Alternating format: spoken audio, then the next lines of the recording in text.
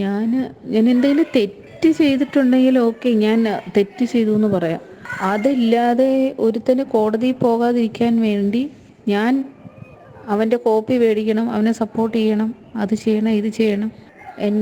എൻ്റെ CR പബ്ലിക്കായിട്ട് അവിടെ ഇരുന്ന് അതും ചെയ്ത് എല്ലാവരും കാണുക, എന്നെ ഹരാസ് ചെയ്ത് എനിക്ക് ശരിക്കും അങ്ങ് മരിച്ചു കളഞ്ഞാലോ എന്ന് വരെ തോന്നി. ഞാൻ എന്ത് തെറ്റ് ചെയ്തിട്ടാണ്, അതാണ് എൻ്റെ ഞാൻ ആലോചിച്ചത്, അതാ എന്ത് തെറ്റ് ചെയ്തിട്ടാണ്. വർക്കിംഗ് ടൈമിൽ APP ഓഫീസ് അടച്ചിട്ടതിന് APP ലീവും അല്ല, അതിനല്ല കുഴപ്പം, അതിൻ്റെ ഫോട്ടോ എടുത്തതിലാണ് കുഴപ്പം. നമസ്തേ, ജനം ഡിബേറ്റിലേക്ക് ഏവർക്കും സ്വാഗതം. കൊല്ലത്ത് assistant public prosecutor S. Aneeshya ആത്മഹത്യ ചെയ്തത് തൊഴിലിടത്തിലെ മാനസിക പീഡനത്തെ തുടർന്ന്. മരിക്കുന്നതിന് മുമ്പുള്ള അനീഷ്യയുടെ ശബ്ദ സന്ദേശങ്ങൾ തന്നെയാണ് പ്രധാന തെളിവ്. പരവൂർ കോടതിയിലെ സഹപ്രവർത്തകനായ APPയും ഡെപ്യൂട്ടി ഡയറക്ടർ പ്രോസിക്യൂഷനുമാണ് ഇപ്പോൾ പ്രതിസ്ഥാനത്തുള്ളത്. മാനസിക പീഡനം, പരസ്യമായി അധിക്ഷേപിക്കൽ, സ്ഥലം മാറ്റ ഭീഷണി എന്നിവയെ തുടർന്ന് ഒരു സ്ത്രീക്ക് ഗത്യന്തരമില്ലാതെ ജീവനൊടുക്കേണ്ടി വന്നതുയർത്തുന്ന നിരവധി ചോദ്യങ്ങളുണ്ട്. ഇതിന് കൃത്യമായ ഉത്തരങ്ങൾ നിഷ്പക്ഷമായ അന്വേഷണത്തിലൂടെ കണ്ടെത്തുകയാണെങ്കിൽ ജോലിസ്ഥലങ്ങളിലെ തുടർ ആത്മഹത്യകൾ ഒഴിവാക്കാം. അതിലേക്ക് വെളിച്ചം വീശുന്നതിനുതകുന്ന ഫലപ്രദമായ സംവാദമാവട്ടെ ഇതെന്ന് ആശിക്കുന്നു. മുൻ സംസ്ഥാന പോലീസ് മേധാവി ഡോക്ടർ TP സെൻകുമാർ, ആത്മഹത്യ ചെയ്ത അനീഷ്യയുടെ സഹോദരൻ Anoop, Kollam bar association president advocate Boris Paul, Bharatiya Adhivakta പരിഷത്തിൻ്റെ ദേശീയ ഉപാധ്യക്ഷൻ അഡ്വക്കേറ്റ് R. രാജേന്ദ്രൻ, LDF നേതാവ് അഡ്വക്കേറ്റ് PM സുരേഷ് ബാബു എന്നിവ അതിഥികളാവുന്നു. എല്ലാ അതിഥികളെയും ഈ സംവാദത്തിലേക്ക് സ്നേഹാദരങ്ങളോടെ സ്വാഗതം ചെയ്യുന്നു. ഒപ്പം പ്രേക്ഷകരെ ഞാൻ ഈ സംവാദം അനൂപിൽ നിന്ന് ആരംഭിക്കുകയാണ്. അനൂപ്, സഹപ്രവർത്തകനായ APP ലീവ് എടുക്കാതെ മുങ്ങുന്നു. പെർഫോമൻസ് ഇവാലുവേഷനിൽ മേലുദ്യോഗസ്ഥൻ പണിയെടുക്കാത്ത APPക്ക് കൂടുതൽ മാർക്ക് നൽകുന്നു. ഇയാളുടെ ഹാജർ നിലയറിയാൻ വിവരാവകാശ നിയമപ്രകാരം വഴി ഒരു അഭിഭാഷകനെ കൊണ്ട് അപേക്ഷിപ്പിച്ചതിന് പിന്നിൽ അനീഷ്യയാണെന്ന് പരസ്യമാക്കുന്നു. ഞങ്ങളുടെ പാർട്ടിയാണ് ഭരിക്കുന്നത്, അതുകൊണ്ട് കാസർഗോട്ടേക്ക് സ്ഥലം മാറ്റുമെന്ന ഭീഷണി. പ്രശ്നപരിഹാരത്തിന് നീതിപൂർവകമായ ഒരിടപെടൽ ഉത്തരവാദപ്പെട്ടവരിൽ നിന്നും ഉണ്ടാകില്ലെന്ന തിരിച്ചറിവിൽ അനീഷ്യ സ്വയം ജീവനൊടുക്കാൻ തീരുമാനിക്കുന്നു. ഒരു ജില്ലാ ജഡ്ജിയുടെ ഭാര്യ കൂടിയായ അസിസ്റ്റന്റ് പബ്ലിക് പ്രോസിക്യൂട്ടർക്കാണ് ഇത്തരമൊരു ദുര്യോഗം ഉണ്ടായത്, അതും സാക്ഷര കേരളത്തിൽ. അനൂപ്, ഈ സഹോദരി കടന്നുപോയ വഴികളെപ്പറ്റിയും അതുപോലെ ഈ അവർ നേരിട്ട ദുരനുഭവങ്ങളും അത് താങ്കളോട് തുറന്നു പറഞ്ഞിരുന്നോ? ഞാൻ എൻ്റെ സഹോദരിയുമായിട്ട് ആഴ്ചയിൽ ഒരിക്കൽ അല്ലെങ്കിൽ ആഴ്ചയിൽ 2 തവണ ഫോണിൽ സംസാരിക്കാറുണ്ട്. അപ്പോൾ ഈ കഴിഞ്ഞ കുറെ സമയങ്ങളിലായി, കഴിഞ്ഞ കുറെ ആഴ്ചകളിലായി കക്ഷി വലിയ മാനസിക സംഘർഷങ്ങളിലൂടെയാണ് കടന്നു പോകുന്നതെന്ന് എന്നോട് പറഞ്ഞിട്ടുണ്ട്. അധിക നേരം ഞാൻ അനീഷ്യയുമായിട്ട് സംസാരിക്കാനായിട്ട് എനിക്ക് സമയം കിട്ടില്ല. കാരണം കക്ഷി എപ്പോഴും ബിസിയിലായിരിക്കും ഒഫീഷ്യൽ കാര്യങ്ങൾക്കായി. അപ്പോൾ ഞാൻ അതിന്റെ കാര്യമായ ഇത് മനസ്സിലാക്കാൻ വേണ്ടി അമ്മയുമായിട്ട് സംസാരിക്കാറുണ്ട്. അപ്പൊ അമ്മ എന്നോട് പറഞ്ഞതെന്ന് പറഞ്ഞു കഴിഞ്ഞാല്, എൻ്റെ മകൾ അനീഷ്യ ഓഫീസിൽ വളരെ മാനസികമായ സമ്മർദ്ദം അനുഭവപ്പെടുകയാണ് അവരുടെ സീനിയർ ഓഫീസേഴ്സ് വഴി, സീനിയർ കളീഗ്സിന്റെ വഴി, അവരുടെ സീനിയർ ഓഫീസേഴ്സിന്റെ വഴി ഡെയിലി മാനസിക സമ്മർദ്ദമാണ്. അവരുടെ സീനിയർ ഓഫീസേഴ്സ് ഒരുമിച്ച് ചേർന്ന് കക്ഷിയെ ഒരു കോർണറിങ് ചെയ്ത് കക്ഷിയെ മെന്റലി ഹറാഷ് ചെയ്യുകയാണ്. അതിന്റെ സൈഡ് എഫക്ട്സ് വീട്ടിൽ വന്ന് തന്നെ കക്ഷിക്ക് എപ്പോഴും കരച്ചിലായിരിക്കും. ഇത് കണ്ട് അമ്മയ്ക്കും എപ്പോഴും മാനസിക വിഷമം ഉണ്ടാവാറുണ്ട്. ഞാൻ ചോദിക്കുമ്പോഴെല്ലാം അമ്മയ്ക്കും ഈ കാര്യം പറഞ്ഞ് എന്നോട് സഹതപിക്കാറുള്ളത്, സംസാരിക്കാറുണ്ട്. അനൂപ, ഈ കുടുംബത്തിൽ വല്ല പ്രശ്നങ്ങളും ഉണ്ടായിരുന്നു? ഇപ്പോൾ തൊഴിലിടത്തിൽ ഓഫീസിലുള്ള പ്രശ്നങ്ങൾ അത് ഒരു ഭാഗത്ത് ഉണ്ട്. ഇപ്പോൾ വീട്ടിൽ ഭർത്താവ് ജഡ്ജിയാണ്. അപ്പോൾ ഭർത്താവിനോട് ഒരുപക്ഷെ ഇതൊക്കെ തുറന്ന് പറഞ്ഞിരുന്നെങ്കിൽ അവിടെ അവസാനിക്കുമായിരുന്നില്ലേ? അദ്ദേഹം ഒരു പ്രധാനപ്പെട്ട പദവിയിലിരിക്കുന്ന വ്യക്തിയാണ്. അദ്ദേഹത്തിൻ്റെ നിലയിൽ അന്വേഷിക്കാം, ഇത്തരം പ്രശ്നങ്ങൾക്ക് പരിഹാരമുണ്ടാക്കുകയും ചെയ്യാം. അത് ഭർത്താവ് അറിയാതെ പോയതാണോ? ഭർത്താവിനോട് ഈ ഗൗരവത്തിൽ അത് അവതരിപ്പിക്കാതിരുന്നതാണോ? എന്തുകൊണ്ടായിരിക്കാം ഭർത്താവിൻ്റെ ഒരു ഇടപെടൽ ഈ വിഷയത്തിൽ ഉണ്ടാവാതെ പോയത്? അത് ഉണ്ടായിരുന്നോ? അദ്ദേഹത്തിന് അപ്പുറത്തേക്ക് കാര്യങ്ങൾ വികസിച്ചു എന്നാണോ മനസ്സിലാക്കേണ്ടത്? ഇല്ല, എപ്പോഴും ഓഫീസിലെ കാര്യങ്ങൾ ഭർത്താവിനോട് പറയാറുണ്ട്. ഭർത്താവ് നല്ല രീതിയിൽ സഹകരിക്കാറുണ്ട്. ഭർത്താവ് തന്റെ മുഴുവൻ സപ്പോർട്ടും അനീഷയ്ക്ക് കൊടുക്കാറുണ്ട്, സാന്ത്വനപ്പെടുത്താറുണ്ട്, സമാധാനിപ്പിക്കാറുണ്ട്. ഈ കാര്യത്തിൽ ഭർത്താവിനോട് ആവശ്യപ്പെട്ടു, ഇങ്ങനെയുള്ള കാര്യങ്ങൾ ഇൻഫോം ചെയ്തു. അതാണ് എനിക്ക് അമ്മ വഴി അറിയാൻ കഴിഞ്ഞത്. അപ്പൊ ഭർത്താവ് വളരെ സാവകാശം, ഇതിനൊരു ടൈം എടുത്ത് ഇതിനെ നമുക്ക് മെല്ലെ ഇതിനെ കൈകാര്യം ചെയ്യാം, ഇതിന്റെ സൊല്യൂഷൻ കണ്ടെത്താം എന്ന് സമാധാനത്തോടു കൂടി പറയുകയുണ്ടായി. അതിനുശേഷം അനീഷ്യ ഓഫീസിൽ പോയി. 19-ാം തീയതി ഒരു വലിയ ഇൻസിഡന്റ് ഉണ്ടായി. അതിന്റെ ഒഫീഷ്യൽ പരമായിട്ടുള്ള കാര്യങ്ങൾ എങ്ങനെയാണ് എക്സ്പ്ലെയിൻ ചെയ്യേണ്ടതെന്ന് എനിക്കറിയില്ല, കാരണം ഞാൻ ഈ ഫീൽഡിലുള്ളതല്ല. പക്ഷെ ഓഫീസിൽ വെച്ച് ഒരു ഓപ്പൺ എല്ലാവരുടെയും മുന്നിൽ, ജൂനിയർ ഓഫീസറിന്റെ മുന്നിൽ വെച്ച് ആ ഒരു മീറ്റിംഗിൽ കക്ഷിയെ മാനസികമായി വളരെ കക്ഷിയെ മാനസികമായി വേദനിപ്പിച്ചു. അത് മാനസികമായി കക്ഷിക്ക് വളരെ എഫക്റ്റായി. വീട്ടിൽ തിരിച്ചു വന്നത് വളരെ വളരെ ശോചനീയമായ അവസ്ഥയിലായിരുന്നു. ആരോടും മിണ്ടിയില്ല. അത് വളരെ ഒരു ഇമ്പാക്ട് ഉണ്ടാക്കി. ഇതിന്റെ ഒരു ആഫ്റ്റർ എഫക്റ്റ് ആണ് കക്ഷി ഇങ്ങനെ ചെയ്യാൻ കാരണം. അനൂപ്, ഇതിൽ ആരൊക്കെയാണ് ഇപ്പോൾ പ്രതിസ്ഥാനത്ത് നിൽക്കുന്നത്? ആരൊക്കെയാണ് നിങ്ങളുടെ സഹോദരിയുടെ മരണത്തിലേക്ക് നയിച്ച ആ സംഭവങ്ങൾ ആരൊക്കെയാണ് കൃത്യമായി ആസൂത്രണം ചെയ്ത് നടപ്പിലാക്കിയത്? ഇപ്പോൾ ഏറ്റവും ഒടുവിൽ സിറ്റി ക്രൈംബ്രാഞ്ചിന് അന്വേഷണം ഏൽപ്പിച്ചിട്ടുണ്ട്. ആ അന്വേഷണത്തിൽ പ്രതീക്ഷ അർപ്പിക്കുകയാണോ? അന്വേഷണം ഇപ്പോൾ ആരംഭിച്ചു കഴിഞ്ഞു. വീട്ടിലും എല്ലാം ഇപ്പോൾ പോലീസ് വന്ന് അന്വേഷണം ആരംഭിച്ചിട്ടുണ്ടായിരുന്നു. ഇപ്പോൾ ഞാൻ വാർത്തയിൽ കണ്ടു DD ക്രൈംബ്രാഞ്ചിനെ അത് ഹാൻഡ് ഓവർ ചെയ്തു എന്ന്. ഈ അന്വേഷണത്തിൽ ഞാനൊരു പോസിറ്റീവ് റിസൾട്ട് കിട്ടുമെന്ന് പ്രതീക്ഷിക്കുന്നു. ഇതൊരു മാതൃക ആകേണ്ട കേസാണ്. കാരണം ഇതേപോലെ എൻ്റെ അനിയത്തി, എനിക്ക് നഷ്ടപ്പെട്ടത് എൻ്റെ സ്വന്തം അനിയത്തിയാണ്. ഞാൻ ഒരുമിച്ച് പഠിച്ചു വളർന്ന എൻ്റെ ഒരു അനിയത്തിയേക്കാൾ ഉപരി വളരെ നമ്മളൊരു ഫ്രണ്ട്സ് പോലെ ആയിരുന്നു. ആ കുട്ടിയാണ് എനിക്ക് നഷ്ടപ്പെട്ടത്. അതൊരിക്കലും ഇനി തിരിച്ചു വരില്ല. പക്ഷേ എൻ്റെ ഒരു ആഗ്രഹം, കക്ഷി എടുത്ത ഈ എക്സ്ട്രീം സ്റ്റെപ്പിന് ഒരു ഫലമുണ്ടാകണം. ഇതേപോലെ ഒരു രണ്ടാമതൊരു കേസ് ഒരിക്കലും മറ്റൊരു സ്ത്രീക്ക് അനുഭവപ്പെടരുത്. അവരുടെ സീനിയർ ഓഫീസേഴ്സിന്റെ ഈ ക്രൂരമായ ബിഹേവിയർ കൊണ്ട് ഒരു സ്ത്രീക്കും ഇതേപോലൊരു അവസ്ഥ ഉണ്ടാകരുത് എന്നുള്ള ഒരു ആഗ്രഹം എനിക്കുണ്ട്. അവളുടെ മരിച്ചുപോയ അവളുടെ ആത്മാവിന് എങ്കിലേ അതിന് ശാന്തി ലഭിക്കുകയുള്ളൂ. അതുകൊണ്ട് ഞാൻ അതിയായി ആഗ്രഹിക്കുന്നു ഈ ഒരു അന്വേഷണം നല്ല രീതിയിൽ പോവുകയും ഇതിന്റെ ഉത്തരവാദിത്തപ്പെട്ട ഓഫീസറിനെ പണിഷ് ചെയ്യുകയും ചെയ്യണം എന്ന് ഞാൻ അതിയായി ആഗ്രഹിക്കുന്നു. അതിനുവേണ്ടി ഏത് രീതിയിലും എവിടെ വേണമെങ്കിലും പോകാൻ ഞാനിപ്പോൾ മാനസികമായി തകർന്നിരുന്ന അവസ്ഥയാണ്. എന്നിട്ട് വരെ ജനജീവിയിൽ നിന്ന് ഞാനിത് അറ്റൻഡ് ചെയ്യാൻ തയ്യാറായത് ഈ ഒറ്റ കാരണം കൊണ്ട് മാത്രമാണ്. യെസ്, ഡോക്ടർ TP സെൻകുമാർ, അനീഷയുടെ ആത്മഹത്യയെ എങ്ങനെയാണ് താങ്കൾ നോക്കിക്കാണുന്നത്? ഒരു സാധാരണ സ്ത്രീയല്ല, അസിസ്റ്റന്റ് പബ്ലിക് പ്രോസിക്യൂട്ടർ, ഒരു ജഡ്ജിയുടെ ഭാര്യ. പക്ഷേ എന്നിട്ടും മാനസിക സമ്മർദ്ദം, മാനസിക പീഡനം സഹിക്കാനാവാതെ അവർക്ക് സ്വയം ജീവനൊടുക്കേണ്ടി വരുന്നു.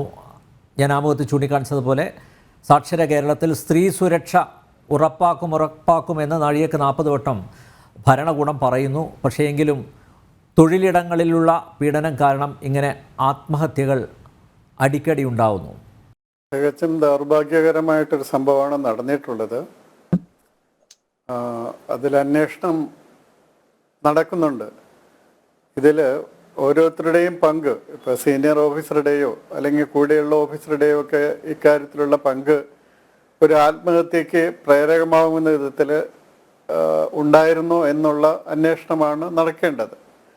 ആ രീതിയിൽ ഉണ്ടായിട്ടുണ്ടെങ്കിൽ തീർച്ചയായിട്ടും അവരെ ആത്മഹത്യക്ക് പ്രേരിപ്പിച്ചതിനുള്ള നടപടികൾ എടുക്കാവുന്നതാണ്.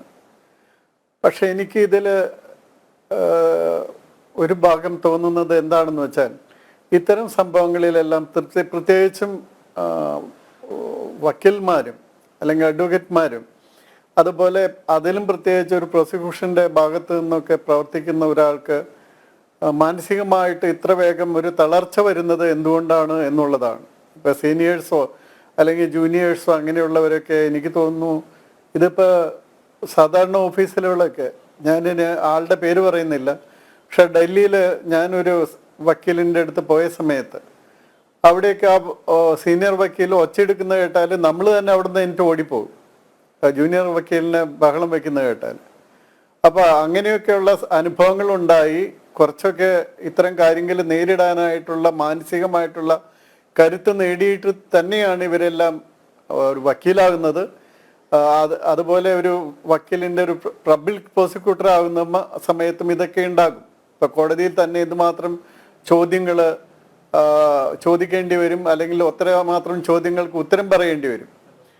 അപ്പോൾ അതുകൊണ്ട് ഇത് ഒരു സിമ്പിൾ ഒരു ജോലി സ്ഥലത്ത് ഉണ്ടായ ഒരു പീഡനം അല്ലെങ്കിൽ മാനസിക പീഡനം എന്ന് മാത്രം കണക്കാക്കാതെ അതിൻ്റെ മുഴുവൻ വഴിയിലും നോക്കേണ്ടതാണ്. കാരണം നേരത്തെ പറഞ്ഞത് അനുസരിച്ച്, ഞാൻ മനസ്സിലാക്കിയതനുസരിച്ച് അവരുടെ ഭർത്താവ് ഒരു ജുഡീഷ്യൽ ഓഫീസറാണ്.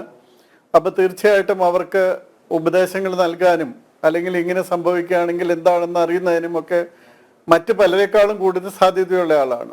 അതുപോലെ മറ്റ് അഡ്വക്കേറ്റ്സ് ഉണ്ട്, കൂടെ ജോലിയിൽ ഉണ്ടായിരുന്ന ആൾക്കാർ അല്ലാതെ പൊതുവായിട്ടുള്ള പ്രൈവറ്റായിട്ട് കേസ് നോക്കുന്ന, സ്വന്തമായിട്ട് കേസ് നോക്കുന്ന അഡ്വക്കേറ്റ്സ് ഉണ്ട്. അങ്ങനെ ഒരു സിസ്റ്റം തന്നെ അവിടെ നിലവിലുണ്ട്. അവിടെ അഡ്വക്കേറ്റ് അസോസിയേഷൻ ഉണ്ട്, എല്ലാം ഉണ്ട്. അപ്പോൾ ഇത്തരം സംവിധാനങ്ങൾ നിലവിലിരിക്കെ ഒരു സ്ത്രീക്ക് എന്തുകൊണ്ട് ഇത്രയും കാര്യങ്ങൾ സഹിക്കാൻ സാധിക്കാതെ വരുന്നു? അത്രയും കാര്യങ്ങൾ അവിടെ ഉണ്ടായിരുന്നോ? ഇപ്പോൾ CRനെ പറ്റി പറഞ്ഞു, CR പരസ്യമായിട്ട് കാണിച്ചു, അവരെ അപമാനിച്ചു എന്നൊക്കെ പറയുന്നു. എനിക്ക് തോന്നുന്നത് ഇത്തരം കാര്യങ്ങളൊക്കെ മിക്കവാറും നമ്മൾ എടുക്കുകയാണെങ്കിൽ ഏതൊരു ഓഫീസിലും ഇതേപോലുള്ള കാര്യങ്ങൾ നടക്കും. അതുകൊണ്ട് ഇതിന് ഉപരിയായിട്ട് മറ്റെന്തെങ്കിലും കാര്യങ്ങളുണ്ടോ എന്നുകൂടി അന്വേഷിക്കേണ്ടതാണ്. കാരണം ഒരു ആത്മഹത്യയിലേക്ക് എത്തിക്കുന്ന വിധത്തിൽ എനിക്ക് മനസ്സിലാകുന്നില്ല. ഇപ്പൊ ഇതുവരെ മാധ്യമങ്ങളിൽ നിന്ന് അറിഞ്ഞത് അനുസരിച്ച് എനിക്ക് മനസ്സിലാകുന്നില്ല എന്തുകൊണ്ട് അവരങ്ങനെ ആത്മഹത്യ ചെയ്തു. ഇവർക്ക് കുട്ടികളുണ്ടോ? അത്ര കാര്യങ്ങളൊന്നും എനിക്ക് മനസ്സിലായിട്ടില്ല. പക്ഷേ എന്താണ് ഇവർക്ക് ഇത്രയും ഇങ്ങനെയുള്ള കാര്യങ്ങൾ ഡീൽ ചെയ്യുന്ന സമയത്ത് പ്രശ്നങ്ങൾ ഉണ്ടാകാനായിട്ട് കാരണം എന്താണ്? ഇങ്ങനെയുള്ള സംഭവങ്ങളൊക്കെ നിരവധി തവണ നേരിടേണ്ടി വരുന്ന വിഭാഗത്തിൽപ്പെട്ടവർ തന്നെയാണ് ഈ അഡ്വക്കേറ്റ്മാർ. അപ്പം അങ്ങനെയുള്ളവർക്ക് എങ്ങനെയാണ് ഇത്ര വേഗം മാനസികമായിട്ട് ക്ഷീണം സംഭവിക്കുന്നതും ഇത്രയും കഠിനമായിട്ടൊരു തീരുമാനത്തിലേക്ക് എത്തപ്പെടാൻ സംഭവിക്കുന്നതെന്നൊക്കെ തീർച്ചയായിട്ടും അന്വേഷിക്കേണ്ടതാണ്. എന്തായാലും തികച്ചും നിർഭാഗ്യകരമായൊരു സംഭവം എന്നല്ലാതെ എനിക്കിപ്പോൾ കൂടുതൽ പറയാൻ പറ്റില്ല. അതിന് നിയമപരമായിട്ടുള്ള കാര്യങ്ങൾ, ഇനി അവർക്ക് മാനസികമായിട്ട് അത്രയും ഒരു പീഡനം ഉണ്ടായിരുന്നു എന്നുള്ളതെല്ലാം അന്വേഷണത്തിൽ തെളിയിക്കേണ്ടതാണ്. ഇപ്പോൾ ഡയറി ഉണ്ടെന്ന് പറഞ്ഞു, വോയിസ് മെസ്സേജുകൾ ഉണ്ടെന്ന് പറഞ്ഞു. ആ വോയിസ് മെസ്സേജിൻ്റെ മിക്കവാറും ഭാഗങ്ങൾ ഞങ്ങളും കേട്ടിരുന്നു.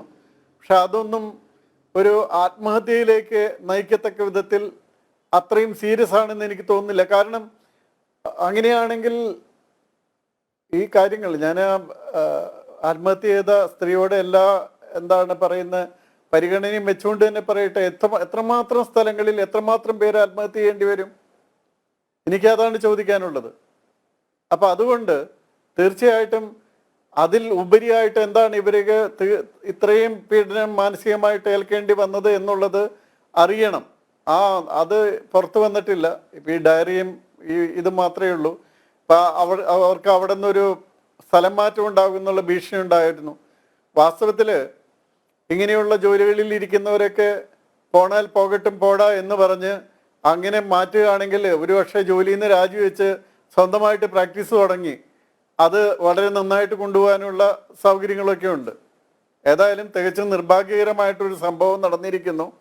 അതിൻ്റെ അന്വേഷണം വളരെ നേരായ വഴിയിൽ അങ്ങോട്ടും ഇങ്ങോട്ടും മാറിപ്പോകാതെ കൃത്യമായിട്ട് പോകണമെന്ന് മാത്രമാണ് ഞാൻ ഈ അവസരത്തിൽ ആഗ്രഹിക്കുന്നത്.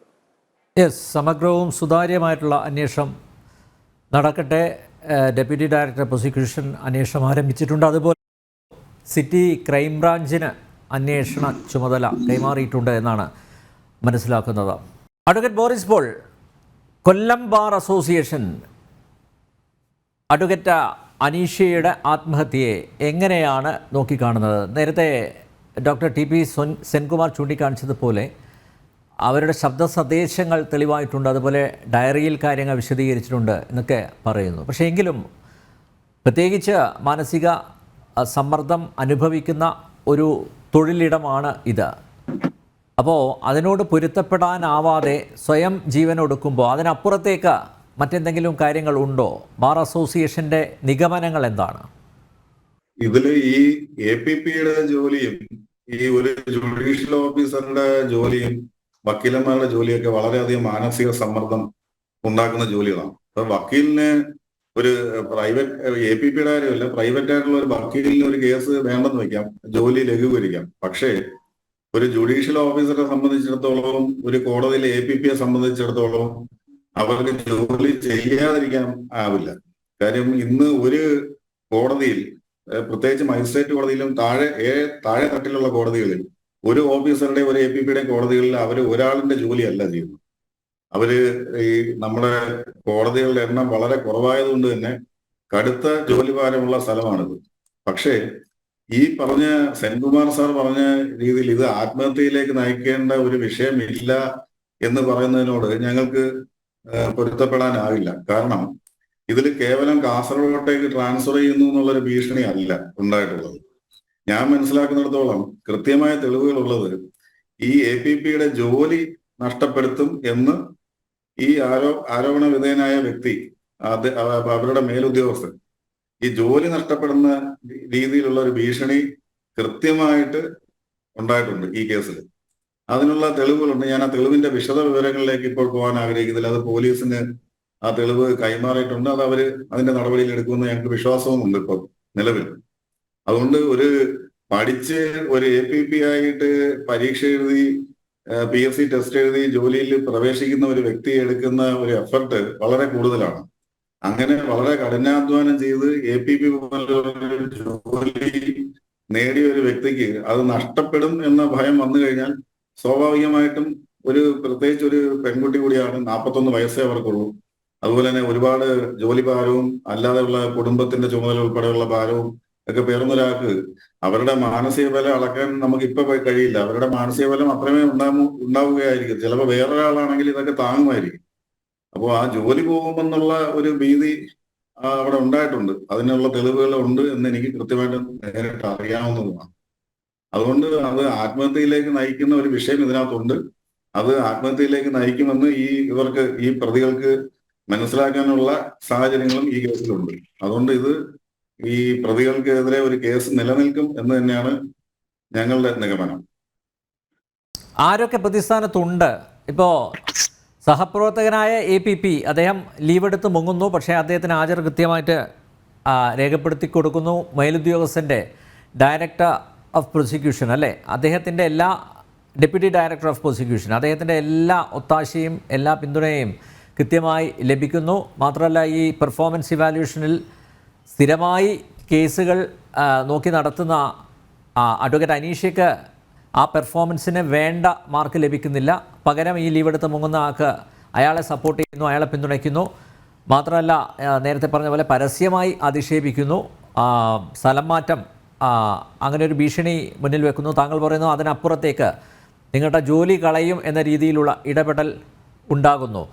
അപ്പോൾ ആരൊക്കെയുണ്ട് ഇപ്പോൾ പ്രതിസ്ഥാനത്ത്? ഈ സഹപ്രവർത്തകനായ APPയും അതുപോലെ ഡെപ്യൂട്ടി ഡയറക്ടർ പ്രോസിക്യൂഷനുമാണ്. വേറെ ആരെങ്കിലും ഉണ്ടോ? ആ പുറത്ത് വന്ന ശബ്ദ സന്ദേശങ്ങളിൽ നിന്നും പിന്നെ ഈ APP അനീഷ്യ എഴുതി വെച്ചിരുന്ന ഡയറിയിലെ ഉള്ളടക്കം ഞാൻ മനസ്സിലാക്കിയതിൽ നിന്നും സഹപ്രവർത്തനായ APPയും അയാളെ സഹായിച്ച DDP കൊല്ലം DDP അവർ രണ്ടുപേരുമാണ് ഇപ്പോൾ ഞങ്ങളുടെ മുമ്പിൽ പ്രതിസ്ഥാനത്ത് ഉള്ളതായിട്ട് കാണുന്നത്. അത് അവർക്കുള്ള പങ്ക് കൃത്യമായി വ്യക്തമാക്കുന്ന ഒരു വാട്സാപ്പ് മെസ്സേജ് മരിക്കുന്നതിന് മുമ്പ് ഈ അനീഷ്യ പ്രവർത്തിക്കുന്ന കോടതിയിലെ മജിസ്ട്രേറ്റിന് അയച്ചു കൊടുത്തിട്ടുണ്ടെന്നും അത് മജിസ്ട്രേറ്റ് അന്വേഷണ ഉദ്യോഗസ്ഥർക്ക് കൈമാറിയിട്ടുണ്ടെന്നുമാണ് ഞാൻ മനസ്സിലാക്കുന്നത്. അതുകൊണ്ട് കൃത്യമായി 2 പ്രതികളാണെന്നാണ് ഞങ്ങളുടെ നിലവിലെ നിഗമനം.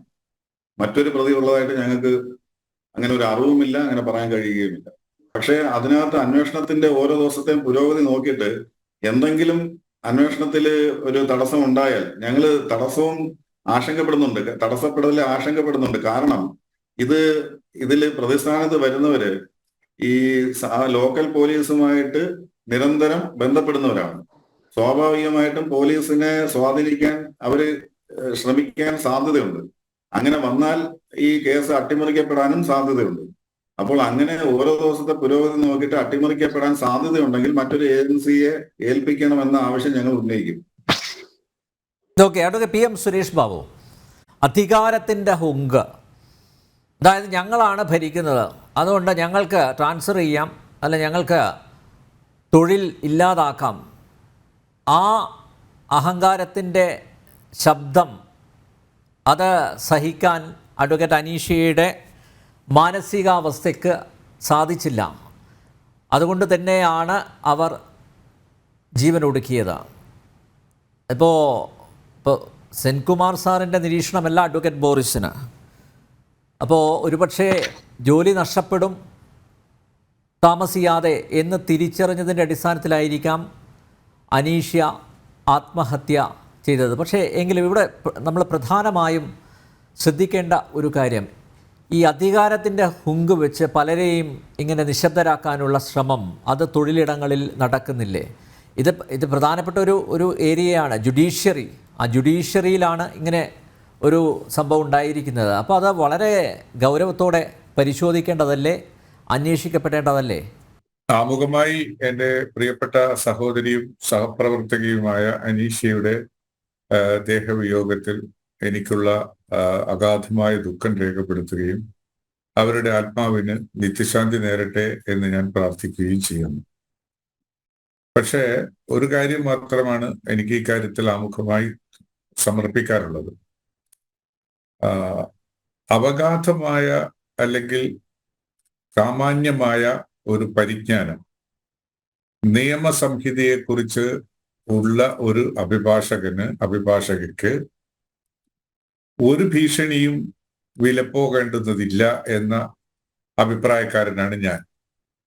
നിയമത്തിന്റെ ചട്ടക്കൂട്ടിൽ നിന്നുകൊണ്ട് പ്രവർത്തിക്കാൻ തീരുമാനിച്ചാൽ നിയമപരമായ എല്ലാ വശങ്ങളെക്കുറിച്ചും ബോധവും ഉണ്ടാകുന്ന സാഹചര്യത്തിൽ APP എന്ന് പറയുന്നത് ലോവർ ജുഡീഷ്യറിയിലെ പ്രോസിക്യൂഷന്റെ ഭാഗമാണ്. ലോവർ ജുഡീഷ്യറിയാണ് അത്. ആ ലോവർ ജുഡീഷ്യറിയിൽ ക്രിമിനൽ പ്രൊസീജിയർ കോഡും എവിഡൻസ് ആക്ടും ഉള്ള കാര്യങ്ങളെ ഉദ്ധരിച്ചുകൊണ്ടാണ് അവരുടെ തെളിവുകൾ രേഖപ്പെടുത്തേണ്ടത്. പ്രോസിക്യൂട്ടിംഗ് ഏജൻസി എന്ന് പറയുന്നത് പോലീസാണ്. പോലീസ് കൊണ്ടുകൊടുക്കുന്ന തെളിവും അതിൻ്റെ രേഖകളും അതിന് നിയമപരമായ വശങ്ങളിലൂടെ വിശദീകരിച്ച് കോടതിയെ ബോധ്യപ്പെടുത്തുന്ന ജോലിയിൽ നിന്ന് അവർക്ക് അതിനുള്ള കൃത്യമായ പരിജ്ഞാനമുണ്ടെങ്കിൽ ഏത് ഉദയതമ്പുരാന്റെ ഭീഷണിയെയും അവർക്ക് നേരിടാൻ കഴിയേണ്ടതാണ്. അതുകൊണ്ടാണ് ഞാൻ TP സെൻകുമാർ സാറിന്റെ അഭിപ്രായത്തോട് യോജിക്കാൻ കാര്യം, ഇതിനേക്കാൾ കൂടുതൽ ഇപ്പോൾ പുറത്തു പറയാൻ കഴിയുന്നത് ഇതാണെങ്കിലും പുറത്തു പറയാൻ കഴിയാത്തതായ എന്തെങ്കിലും അന്തർലീനമായി കിടക്കുന്നുണ്ടോ എന്ന അന്വേഷണമാണ് കൂടുതൽ അഭികാമ്യം, അല്ലെങ്കിൽ യഥാർത്ഥത്തിൽ കുറ്റവാളികളെ കണ്ടെത്തുവാനുള്ള സാഹചര്യം ഉണ്ടാക്കുക എന്ന് ഒരു പ്രഥമ ദൃഷ്ട്യാ എനിക്ക് തോന്നുകയാണ്.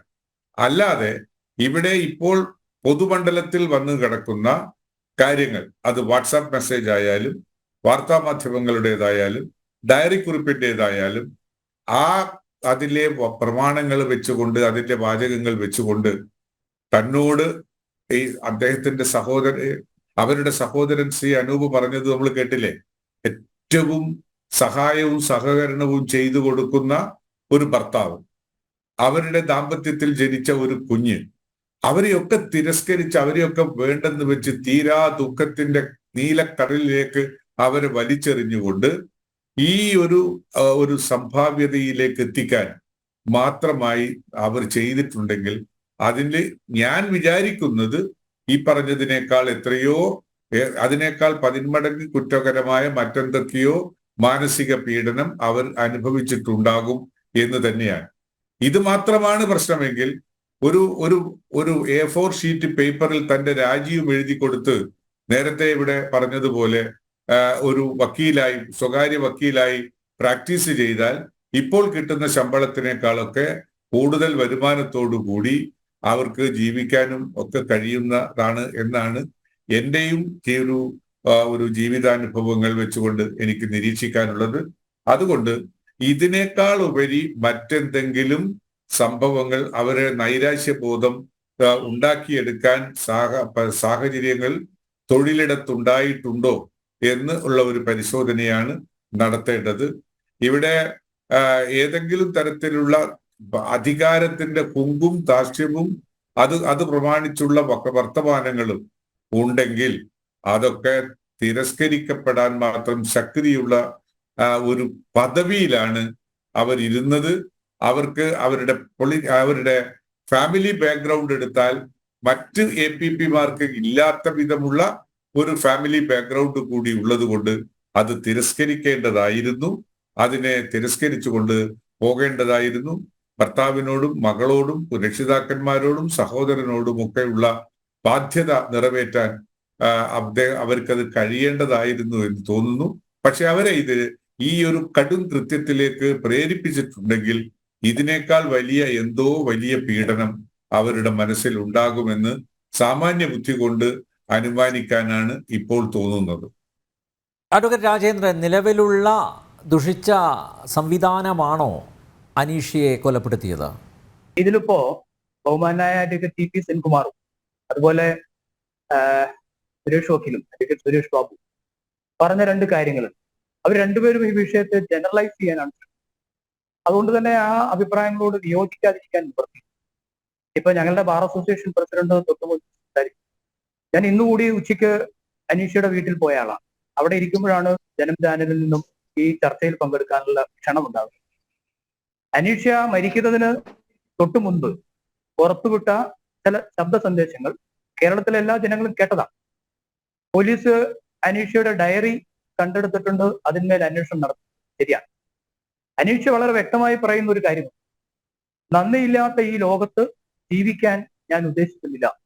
ഞാൻ പരമാവധി എന്റെ തൊഴിലിനോട് ആത്മാർത്ഥത പുലർത്താൻ ശ്രമിക്കും. അതിനുള്ള ശിക്ഷയാണ് എനിക്ക് കിട്ടിക്കൊണ്ടിരിക്കുന്നത് എന്ന്. എന്താണ് ആ ശിക്ഷ? ഒരു കോടതിയിൽ, ഒരു കോർട്ട് കോംപ്ലക്സിൽ 2 കോടതി ഉണ്ടാവും. ആ 2 കോടതിയിൽ 2 അസിസ്റ്റന്റ് പബ്ലിക് പ്രോസിക്യൂട്ടർമാരുണ്ട്. അതിൽ ഒരു അസിസ്റ്റന്റ് പബ്ലിക് പ്രോസിക്യൂട്ടർ നിരന്തരം ലീവ് എടുക്കാതെ മുങ്ങുന്നു. അതല്ലെങ്കിൽ ലീവ് മാർക്ക് ചെയ്യാതെ ജോലിക്ക് വരുന്നില്ല. അയാൾ ചെയ്യേണ്ട ജോലി കൂടി അസിസ്റ്റന്റ് പബ്ലിക് പ്രോസിക്യൂട്ടർ ആയിരുന്ന അനീഷ ചെയ്യേണ്ടി വരുന്നു. അതില് സ്വാഭാവികമായും അവർക്ക് അവരുടെ കോടതിയിൽ ചില ഉത്തരവാദിത്തങ്ങളുണ്ട്. ആ ഉത്തരവാദിത്തങ്ങൾ കൃത്യമായി നിറവേറ്റുന്നതിന് മറ്റൊരു കോടതിയിലെ അഡീഷണൽ വർക്ക് കൂടി വരുമ്പോൾ ബുദ്ധിമുട്ടുണ്ടാകുന്നുണ്ട്. അവരവരുടെ സന്ദേശത്തിൽ പറയുന്നുണ്ട്, നോൺ APP ഡേ, അതായത് APP ലീവ് ആയിരിക്കുന്ന ഒരു ദിവസത്തിൽ എറണാകുളത്ത് നിന്നോ മറ്റോ ഒരു സാക്ഷി കോടതിയിൽ സാക്ഷി പറയാൻ വന്ന സമയത്ത് എനിക്ക് ആ കോടതിയിലേക്ക് പോകേണ്ട ആവശ്യമില്ലാതിരുന്നിട്ടും എറണാകുളത്ത് നിന്ന് വന്ന ഒരു സാക്ഷിയെ ബുദ്ധിമുട്ടിക്കരുത് എന്നുള്ളതിന്റെ അടിസ്ഥാനത്തിൽ ഞാൻ കോടതിയിൽ പോയി കേസ് വിസ്തരിച്ചു എന്ന ശബ്ദ സന്ദേശത്തിൽ പറയുന്നുണ്ട്. അപ്പൊ തൊഴിലിനോട് അങ്ങേയറ്റം ആത്മാർത്ഥത പുലർത്തിയിരുന്ന വ്യക്തിയാണ് അനീഷ. ഇവരെ രണ്ടുപേരെയും, അനീഷയെയും അനീഷയുടെ ഭർത്താവ് ഇപ്പോ മാവേലിക്കരയിലെ ജില്ലാ ജഡ്ജിയായിട്ടുള്ള അജിത്തിനെയും, ഞങ്ങൾക്ക് രണ്ടുപേർക്കും, എനിക്കും അഡ്വക്കേറ്റ് ബോറിസ് പോളിനും, കാരണം അവർ രണ്ടുപേരും ഞങ്ങളുടെ സഹപ്രവർത്തകരായിരുന്നു, അവരുടെ തൊഴിലിനോടുള്ള ആത്മാർത്ഥതയിൽ ഞങ്ങൾക്ക് യാതൊരു സംശയമില്ല. അത്രയധികം ആത്മാർത്ഥത കാണിച്ചു പോയി എന്നുള്ളതാണ് സത്യത്തിൽ അനീഷ ചെയ്ത തെറ്റ്. അവിടെ ഇത്തരത്തിൽ ലീവ് എടുക്കാതെ ജോലിക്ക് വരാതെ മുങ്ങി നടക്കുന്ന അസിസ്റ്റന്റ് പബ്ലിക് പ്രോസിക്യൂട്ടറെ കുറിച്ച് പറഞ്ഞ ചില പരാതികളുടെ അടിസ്ഥാനത്തിൽ ഒരു ജില്ലയിലെ പബ്ലിക് പ്രോസിക്യൂട്ടർമാരുടെ മേലധികാരി എന്ന് പറയുന്നത് ഡെപ്യൂട്ടി ഡയറക്ടർ ഓഫ് പ്രോസിക്യൂഷനാണ്, DDP യോട് പറഞ്ഞതിന്റെ പേരിലും അതില് ഈ ഇപ്പോ കുറ്റാരോപിതനായി നിൽക്കുന്ന അല്ലെങ്കിൽ പ്രതിസ്ഥാനത്തെന്ന് പറയുന്ന അസിസ്റ്റന്റ് പബ്ലിക് പ്രോസിക്യൂട്ടർ അദ്ദേഹത്തിന്റെ ചില രാഷ്ട്രീയ ബന്ധങ്ങളും ഒക്കെ ഉപയോഗിച്ചിട്ട് അനീഷയെ നിശബ്ദയാക്കാൻ ശ്രമിച്ചുവെന്നും അനീഷയോട് ഇത്തരത്തിലുള്ള പരാതികളിൽ നിന്ന് പിന്മാറണമെന്ന് പറഞ്ഞുവെന്നും ഇതിനിടയിൽ പറഞ്ഞ മറ്റൊരു സംഭവം കൂടിയുണ്ട്. കൊല്ലത്തെ ഒരു അഭിഭാഷകൻ ചില ചോദ്യങ്ങൾ വിവരാവകാശ നിയമവുമായി ബന്ധപ്പെട്ട് വിവരാവകാശ നിയമം അനുസരിച്ച് ചില ചോദ്യങ്ങൾ ഈ കൃത്യമായ ജോലിക്ക് വരാത്ത പബ്ലിക് പ്രോസിക്യൂട്ടറെ കുറിച്ച് APPയെ കുറിച്ച് ചോദിച്ചതുമായി ബന്ധപ്പെട്ട് അത് അനീഷ പറഞ്ഞ് അത്തരത്തിൽ വിവരാവകാശം അനുസരിച്ച് അപേക്ഷ അയപ്പിച്ചതാണ് എന്ന തരത്തിൽ വ്യാഖ്യാനിക്കുകയും അതിന്റെ പേരിൽ കുറ്റപ്പെടുത്തൽ ഉണ്ടാവുകയും ഒക്കെ ചെയ്തിട്ടുണ്ട്. ഇത് മാത്രമല്ല, നേരത്തെ സൂചിപ്പിച്ചതുപോലെ പരസ്യമായി ഒരു കോൺഫിഡൻഷ്യൽ റിപ്പോർട്ട് ഇപ്പോ സെൻകുമാർ സാർ പറഞ്ഞു അതൊന്നും ഒരു വലിയ കാര്യമല്ല, ശരിയായിരിക്കാം. പോലീസ് സേനയിലൊക്കെ കീഴുദ്യോഗസ്ഥന്മാരെ എഴുന്നേൽപ്പിച്ച് നടത്തിയിട്ട് പരസ്യമായി മറ്റുള്ളവരുടെ മുമ്പിൽ വെച്ചിട്ട് കുറ്റപ്പെടുത്തുന്നതും ഒരു തരത്തിൽ പറഞ്ഞാൽ ഹാരാസ്മെന്റ് നടത്തുകയൊക്കെ ചെയ്യുന്നത് പോലീസ് സേനയിലൊക്കെ ധാരാളമുണ്ട്. ഒരുപക്ഷെ സെൻകുമാർ സാറിനെ പോലെ അത്രയും നല്ല കടുത്ത മാനസിക നിലയുള്ള ആൾക്കാർക്ക് ഇത്തരത്തിലുള്ള ഏത് അവസ്ഥയെയും ഡിഫെൻഡ് ചെയ്യുവാൻ അല്ലെങ്കിൽ അതിനോട് പോരാടാൻ കഴിയും. പക്ഷെ ഇവിടെ ഒരു കാര്യം നാം മനസ്സിലാക്കുന്നത്, ഒരു പെൺകുട്ടി അവരനുഭവിച്ച കടുത്ത മാനസിക പീഡനത്തിന്റെ സമ്മർദ്ദത്തിന്റെ അടിസ്ഥാനത്തിലാണ് അവരവസാനം ഈ ലോകത്തോട് വിട പറയാൻ തീരുമാനിച്ചത്. അവര് ഇപ്പോ സുരേഷ് ബാബു സാർ പറയുകയുണ്ടായി, അവരുടെ ഭർത്താവ് മറ്റാർക്കും ലഭിക്കാത്തൊരു ഭാഗ്യം അവർക്ക് ലഭിക്കും. അവരുടെ ഭർത്താവ് ജില്ലാ ജഡ്ജിയാണ്, അദ്ദേഹത്തിന് പറയാമായിരുന്നു എന്നുള്ള അർത്ഥത്തിൽ. ഒരു കാര്യം മനസ്സിലാക്കേണ്ടത്, ഒരു വെള്ളക്കടലാസിൽ രാജിക്കത്ത് എഴുതി കൊടുത്തിട്ട് ഇറങ്ങിപ്പോരാമായിരുന്നില്ല എന്ന് ചോദിച്ചു. അവരുടെ ശബ്ദ സന്ദേശത്തിൽ പറയുന്നുണ്ട്, എത്രയോ രാത്രി ഉറക്കം ഒഴിച്ചിരുന്ന് പഠിച്ചിട്ട് നേടിയെടുത്തൊരു തൊഴിലാണ് സാർ. അത്ര ഈസി അല്ല ഇന്നത്തെ കാലത്ത് ഒരു അഭിഭാഷകൻ എന്ന നിലയിൽ പ്രാക്ടീസ് ചെയ്ത് പിടിച്ചു നിൽക്കുക എന്ന് പറയുന്നത് അത്ര ഈസി അല്ല, പ്രത്യേകിച്ചും പെൺകുട്ടികൾക്ക്. വലിയ കോമ്പറ്റീഷനുള്ള ഒരു മേഖലയാണ്. അപ്പൊ അങ്ങനെയുള്ള ഒരു മേഖലയിൽ വളരെ കഷ്ടപ്പെട്ട് രാത്രികൾ പകലുകളാക്കി പഠിച്ചു നേടിയെടുത്തൊരു തൊഴില് ഏതാനും ചില ആൾക്കാരുടെ രാഷ്ട്രീയ താല്പര്യത്തിന്റെ അടിസ്ഥാനത്തിൽ അല്ലെങ്കിൽ അവർക്ക് തൊഴിൽ ചെയ്യാതിരിക്കാൻ കഴിയാത്തതിന്റെ പേരിൽ വലിച്ചെറിഞ്ഞിട്ട് പോരാൻ പറ്റുന്നതല്ല.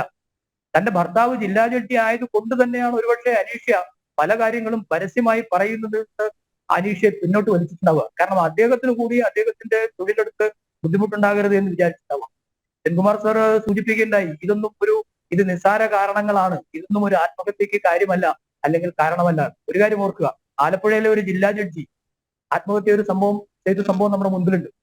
അവിടെയും അദ്ദേഹവും പറഞ്ഞത്, തൊട്ടടുത്ത ദിവസം ആലപ്പുഴയിൽ വിസിറ്റിങ്ങിന് വരുന്ന ഹൈക്കോടതി ജഡ്ജിക്ക് വേണ്ട എല്ലാ സൗകര്യങ്ങളും ചെയ്തു കൊടുത്തിട്ട് ക്വാർട്ടേഴ്സിലേക്ക് പോയ മനുഷ്യനെ അടുത്ത ദിവസം കാണുന്നത് തൂങ്ങി വെച്ച നിലയിലാണ്. അവിടെയും പറഞ്ഞത് വർക്ക് പ്രഷറിന്റെ കാര്യമാണ്. അപ്പൊ ഈ വർക്ക് പ്രഷർ താങ്ങുക എന്ന് പറയുന്നത് അത്ര വലിയ ചെറിയ കാര്യമൊന്നുമല്ല. അത് ആൾക്കാരുടെ മാനസിക നിലയ്ക്കനുസരിച്ച് വ്യത്യാസമുണ്ടാകാം. പക്ഷേ ഇന്ന് എല്ലാ സ്ഥലത്തും എല്ലാവരും അനുഭവിക്കുന്നതാണ്. ഒരുപാട് പേര് ഇത് മിണ്ടാതിരിക്കുന്നു, പുറത്ത് പറയാതിരിക്കുന്നു. ഇവിടുത്തെ പ്രശ്നം എവിടെയാന്ന് വെച്ചാൽ ആ പെൺകുട്ടിയെ രാഷ്ട്രീയത്തിന്റെ പേരിൽ അല്ലെങ്കിൽ സ്വാധീനത്തിന്റെ പേരിൽ അനീഷയെ ഭയപ്പെടുത്തി എന്നുള്ളതാണ്. ആ ഭയപ്പാട് മറ്റുള്ള ആൾക്കാരോട് വിവരങ്ങൾ തുറന്നു പറയുന്നതിലോ അതല്ലെങ്കിൽ പ്രതികരിക്കുന്നതിലോ പ്രതിരോധിക്കുന്നതിലോ നിന്നും അനീഷയെ പിന്നോട്ട് വലിച്ചു. ഒടുവിൽ സ്വയം ജീവൻ ഹോമിക്കാം, ഇത് മാത്രമേ ഉള്ളൂ ഇതിനൊരു പ്രതിവിധി എന്ന തരത്തിലേക്ക് ആ പെൺകുട്ടി എത്തിപ്പെടുകയാണ്. സത്യത്തിൽ നമ്മുടെ പൊതു വ്യവസ്ഥയുടെ ഒരു പരാജയം കൂടിയാണത്. വിശാഖ കേസിൽ അടക്കം സുപ്രീം കോടതി നിരവധി തവണ പറഞ്ഞ കാര്യങ്ങളുണ്ട്. തൊഴിലിടങ്ങളിൽ സ്ത്രീകൾ അനുഭവിക്കുന്ന മാനസിക വ്യതയ്ക്ക്, പീഡനങ്ങൾക്ക് ഉത്തരം കണ്ടെത്തേണ്ടതുണ്ട്, അതിനാവശ്യമായ നടപടികൾ സ്വീകരിക്കേണ്ടതുണ്ട്. അതിന്റെ അടിസ്ഥാനത്തിൽ നിയമനിർമ്മാണം പോലും ഭാരതത്തിലുണ്ടായി. പക്ഷേ കേരളത്തില് ഇവിടെ അനീഷയോട് പറഞ്ഞതായി പറയുന്നു, ഇത്തരത്തിലുള്ള പരാതികളുമായി മുന്നോട്ട് പോയാൽ നിങ്ങളെ കാസർഗോഡേക്ക് സ്ഥലം മാറ്റും. അതാരാ പറഞ്ഞതെന്ന് അന്വേഷിക്കേണ്ടത് പോലീസാണ്, പോലീസ് അന്വേഷിക്കട്ടെ. പക്ഷേ അങ്ങനെ പറഞ്ഞിട്ടുണ്ടെങ്കിൽ ആരെങ്കിലും അത് രാഷ്ട്രീയ ഹുങ്കിന്റെ അടിസ്ഥാനത്തിൽ പറഞ്ഞതാണ്. കാരണം പബ്ലിക് പ്രോസിക്യൂട്ടർമാർ വരുന്നത്, APPമാർ വരുന്നത് സംസ്ഥാന ആഭ്യന്തര വകുപ്പിന്റെ കീഴിലാണ് അവർ വരുന്നത്. ജുഡീഷ്യറിയുടെ കീഴിൽ നേരിട്ടല്ല. ഹൈക്കോടതിക്കോ ജുഡീഷ്യറിക്കോ അവരുടെ നിയമനത്തിലോ അവരുടെ സർവീസിലോ അവരുടെ സ്ഥലമാറ്റത്തിലോ യാതൊരു റോളുമില്ല. അവർ വരുന്നത് സംസ്ഥാന ആഭ്യന്തര വകുപ്പിന്റെ കീഴിലാണ്. അപ്പൊ ആഭ്യന്തര വകുപ്പിന്റെ കീഴിൽ ജോലിയെടുക്കുന്ന ഒരു പെൺകുട്ടിയോടാണ് പറയുന്നത്, അനാവശ്യമായി നിങ്ങൾ പരാതിയുമായി പോയാൽ അല്ലെങ്കിൽ അനാവശ്യ കാര്യങ്ങളിൽ ഇടപെട്ടാൽ കാസർകോട്ടേക്ക് സ്ഥലം മാറ്റും. ഇതൊരു തരം ഭീഷണിയല്ലേ? അത്തരമൊരു ഭീഷണി മുഴക്കാൻ ധൈര്യം കാണിച്ചവർ ഇപ്പോ നമുക്ക് ചുറ്റുമുണ്ട്.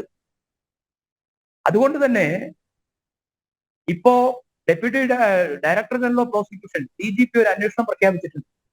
നേരത്തെ അഡ്വക്കേറ്റ് ബോറിസ് പോളിനോട് ബഹുമാനായ ആങ്കർ ചോദിച്ചു, ആ അന്വേഷണം തൃപ്തിയാണോ, അട്ടിമറിക്കപ്പെടാൻ സാധ്യതയുണ്ടോ എന്നൊക്കെ. അപ്പൊ അദ്ദേഹം പറയുകയുണ്ടായിരുന്നു, ഞങ്ങൾ ഓരോ ദിവസവും അത് വാച്ച് ചെയ്തുകൊണ്ടിരിക്കും. പക്ഷേ എന്റെ അഭിപ്രായത്തിൽ ഈ അന്വേഷണം അട്ടിമറിക്കപ്പെടാനുള്ള എല്ലാ സാധ്യതകളുമുണ്ട്. കാരണം അന്വേഷണം പ്രഖ്യാപിച്ചിരിക്കുന്നത് ഡയറക്ടർ ജനറൽ ഓഫ് പ്രോസിക്യൂഷൻ ആണ്. Director of general of prosecution ആണ് കേരളത്തിലെ ഈ പബ്ലിക് പ്രോസിക്യൂട്ടർമാരെ, അസിസ്റ്റന്റ് APP മുതൽ മുകളിലോട്ടുള്ള അസിസ്റ്റന്റ് പബ്ലിക് പ്രോസിക്യൂട്ടർമാരുടെ മേലധികാരി. അദ്ദേഹം ആരെയാണ് അന്വേഷണ ചുമതല ഏൽപ്പിച്ചിട്ടുള്ളത്? അദ്ദേഹം അന്വേഷണ ചുമതല ഏൽപ്പിച്ചിട്ടുള്ളത് ഇപ്പോ കുറ്റാരോപിതനായി നിൽക്കുന്ന DDPയുടെ അതേ റാങ്കിലുള്ള മറ്റൊരു DDP എന്ന് പറയുമ്പോൾ ഒരേ സ്റ്റാറ്റസിലുള്ള ഒരാളാണ് അന്വേഷിക്കുന്നത്.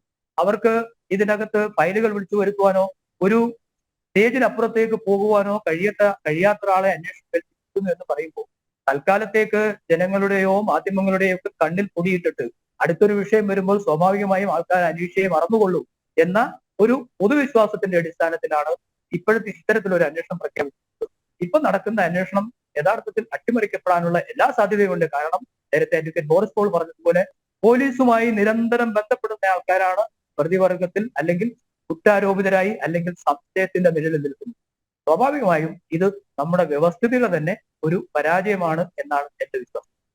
യെസ്, അഡ്വക്കേറ്റ് സുരേഷ് ബാബു, താങ്കൾ നേരത്തെ പറഞ്ഞു ഒരു വെള്ളക്കടലാസിൽ രാജിക്കത്ത് എഴുതി കൊടുത്ത് വന്ന് പ്രൈവറ്റായിട്ട് പ്രാക്ടീസ് ചെയ്താൽ പോരെ. പക്ഷേ അവിടെ കഷ്ടപ്പെട്ട് പഠിച്ച അനീഷയ്ക്ക് മാത്രമേ അറിയൂ ആ ജോലി നഷ്ടപ്പെടുന്നതിലുള്ള ആ ഒരു വിഷമം, അത് അവർക്ക് മാത്രമേ മനസ്സിലാവൂ. ഇവിടെ അഡ്വക്കേറ്റ് രാജേന്ദ്രൻ ചൂണ്ടിക്കാണിച്ചതുപോലെ അധികാരത്തിൻ്റെ രാഷ്ട്രീയം അതുതന്നെയല്ലേ വില്ലനായത്. കാരണം വിരട്ടി വരുതിയിലാക്കുക, ഞങ്ങൾ പറയുന്നത് പോലെ പ്രവർത്തിച്ചാൽ മതി, ഇല്ലെങ്കിൽ ജോലി തെറിപ്പിക്കും, ഇല്ലെങ്കിൽ സ്ഥലം മാറ്റം. ആ അധികാരത്തിൻ്റെ ഹുങ്ക് തന്നെയല്ലേ ഈ ഒരു വിഷയത്തിൽ അനീഷയുടെ ആത്മഹത്യയിൽ വില്ലനായി നിൽക്കുന്നത്, അല്ല എന്ന് പറയാൻ സാധിക്കുമോ താങ്കൾക്ക്? അല്ല എന്ന് പറയണമെന്നൊന്നും എനിക്ക് താല്പര്യമില്ല. ഞാൻ അങ്ങനെ ഒരു ബ്ലാങ്കറ്റ് സപ്പോർട്ടും ബ്ലാങ്കറ്റ് എതിർപ്പും ഒരാൾക്കും കൊടുക്കാൻ ഉദ്ദേശിക്കുന്ന ആളുമല്ല.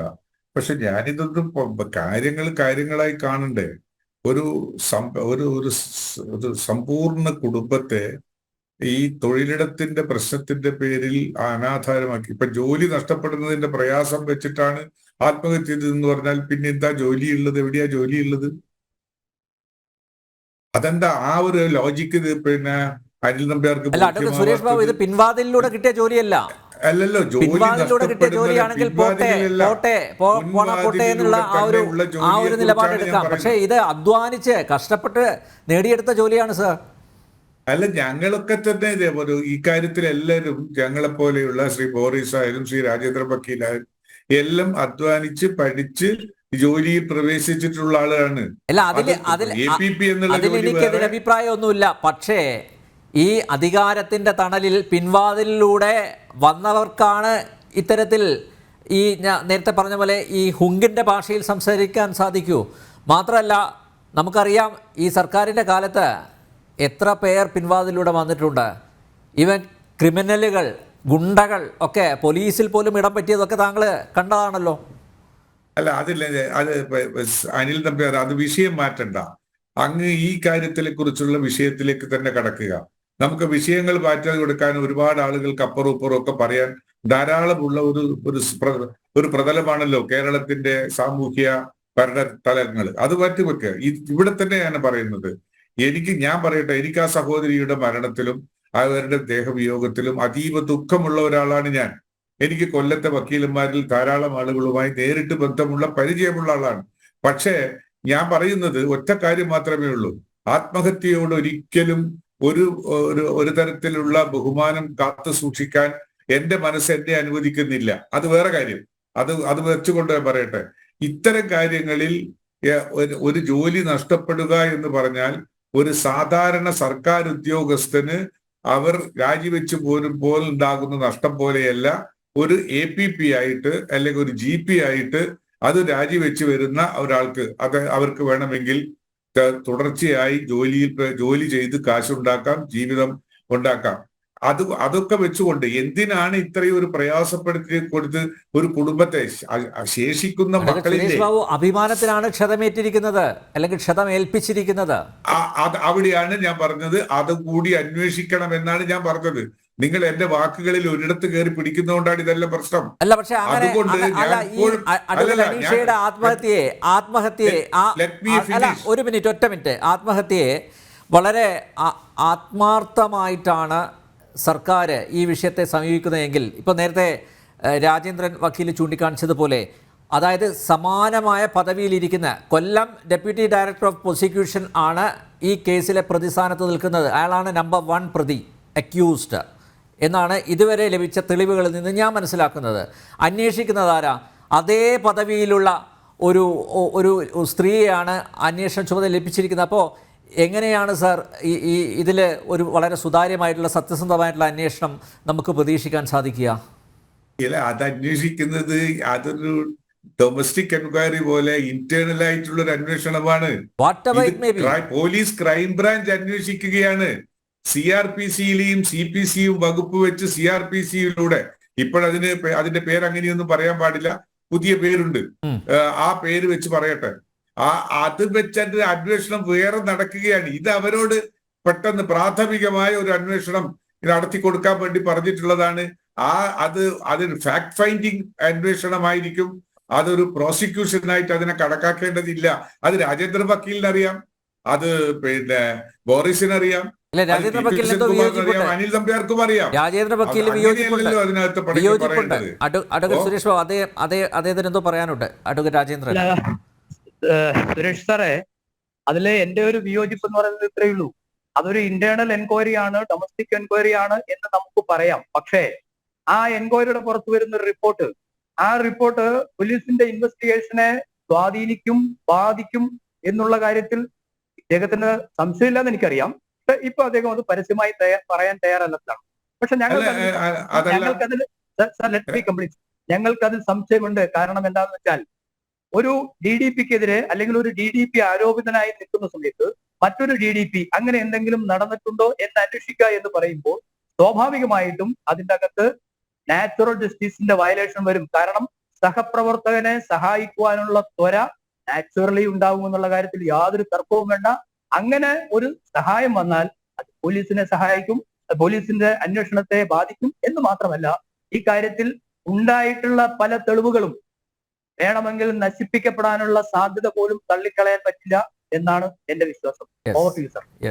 ഒരു മിനിറ്റ് അങ്ങനെ ആ ഒരു സവിശ്വാസം അവിടെ രാജേന്ദ്ര വക്കീലിനുണ്ട്, ബോറിസ് അദ്ദേഹത്തിന്റെ ബാർ അസോസിയേഷനുണ്ട്.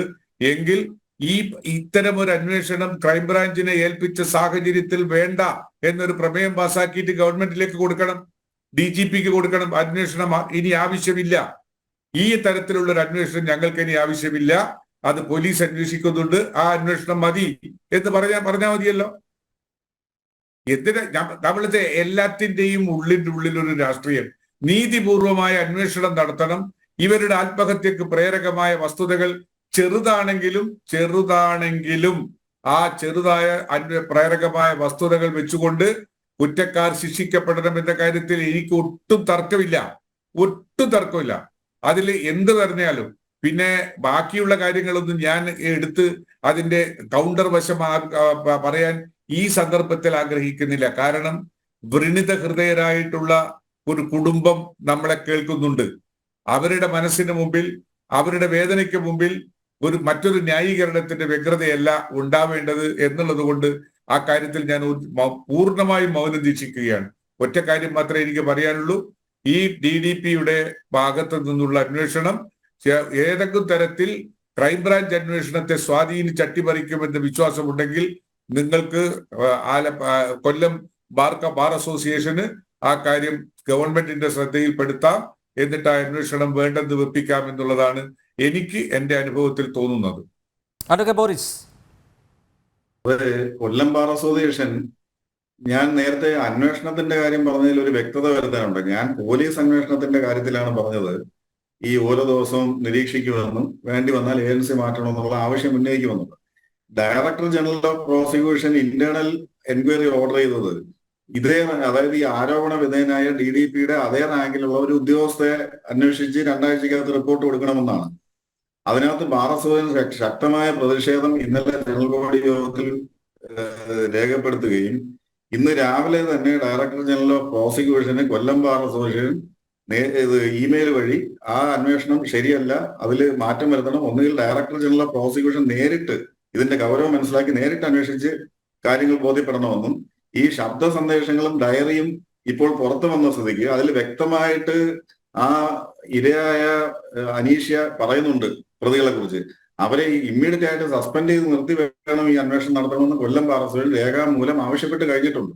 ഗുഡ്, അതാ വേണ്ടിയിരുന്നത്, അത് വേണ്ടത് ചെയ്തിട്ടുണ്ട്. യെസ്, വ്യക്തമാണ്.